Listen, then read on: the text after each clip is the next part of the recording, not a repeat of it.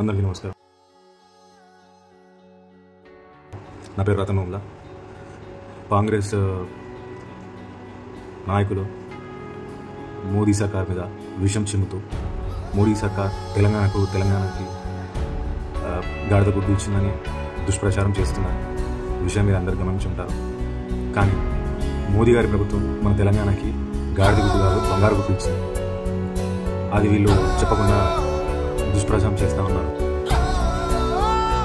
సంవత్సరానికి 1,00,000 కోట్లు తెలంగాణకి ఇస్తుంది బీజేపీ ప్రభుత్వం. అలాగే 10 సంవత్సరాలలో 10 లక్షల కోట్లు ఇచ్చింది.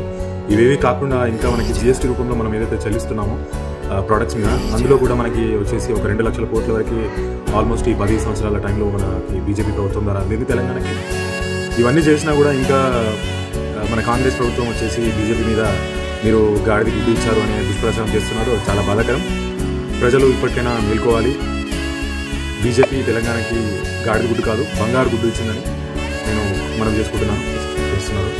అది మనకు తెలిసిన విషయమే. కానీ నిజానికి చెప్పాలంటే బీజేపీ ప్రభుత్వము తెలంగాణకి గాడిద గుడ్డు కాదు బంగారు గుడ్డు ఇచ్చిందని నేను చెప్తున్నాను. వివరాల్లోకి వెళ్తే, అలాగే గ్రామాలలో ఉన్న రోడ్డు మరియు నేషనల్ హైవేస్కి కూడా మన బీజేపీ ప్రభుత్వం ఖర్చు చేసింది ఆల్మోస్ట్ 1,20,000 కోట్లు. మీరు ఇప్పుడు తిరిగే రోడ్లు కూడా, ప్రచారం తిరుగుతున్న రోడ్లు, ఇవన్నీ కూడా బీజేపీ ప్రభుత్వం నేర్పించింది. అందరూ ఇది గుర్తుంచుకోవాలని మా యొక్క. ఇన్ని చేసిన బీజేపీ ప్రభుత్వాన్ని ఇంకా మీరు తెలంగాణకి ఏమిచ్చింది గాడిద గుడ్డు అంటున్నారు. కానీ గాడిద గుడ్డు కాదు బంగారు గుడ్డు అని నేను ప్రజలకి తెలియజేయాలనుకుంటున్నాను. అలాగే ప్రతి రైతుకి తక్కువ ఖర్చుతో ఫర్టిలైజర్స్ని అందించడానికి మోడీ గారి ప్రభుత్వము మన రామగుండంలో ఫర్టిలైజర్ కంపెనీని స్టార్ట్ చేసి ఆ దేశం మొత్తంలో ఉన్న రైతులకి అతి తక్కువ ధరకి ఫర్టిలైజర్స్ని కూడా అందజేస్తుంది. అది కూడా రైతన్నలు అందరూ గమనించాలి. అలాగే మహిళల కోసం కూడా బాత్రూమ్లో వెళ్ళాలంటే ఈ పరిస్థితుల్లో చాలా బాధాకరం మరియు ఇబ్బంది పడుతున్న వేళలో నరేంద్ర మోడీ గారి ప్రభుత్వం ఎన్నో కోట్ల టాయిలెట్ నిర్మాణం కూడా చేశారు. అది కూడా చాలా గొప్ప విషయం. ఇదందరూ ప్రజలు గమనించాలి. అలాగే ప్రతి బీదవాడికి ఒక ఇల్లు ఉండాలనే ఆలోచనతో మోడీ గారి ప్రభుత్వము ప్రతి పేదవాడికి ఆల్మోస్ట్ ఇప్పటికే ఒక 5 కోట్ల ఇల్లుల వరకు కట్టించారు. అవి ఇంకా ముందు ఉంటాయి. ప్రతి పేదవాడికి ఒక ఇల్లు వచ్చే అవకాశం తప్పకుండా ఉంటుంది.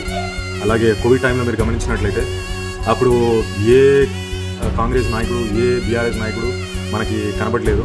ఆ టైంలో కూడా నరేంద్ర మోడీ గారి ప్రభుత్వము మనకి ఫస్ట్ ఫేజ్లో 400 కోట్లు, అలాగే సెకండ్ ఫేజ్లో 200 కోట్లు మనకి తెలంగాణ కోవిడ్ని ఎదుర్కోవాలన్న ముఖ్య ఉద్దేశంతో మన తెలంగాణ రాష్ట్రానికి ఇవ్వడం జరిగింది.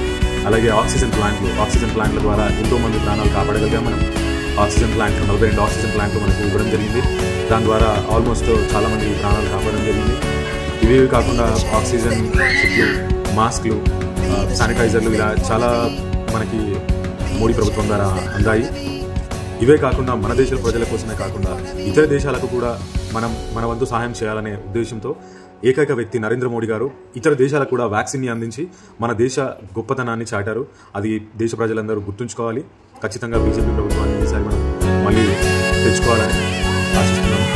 భారత్ మాతాకి జై. జై బీజేపీ.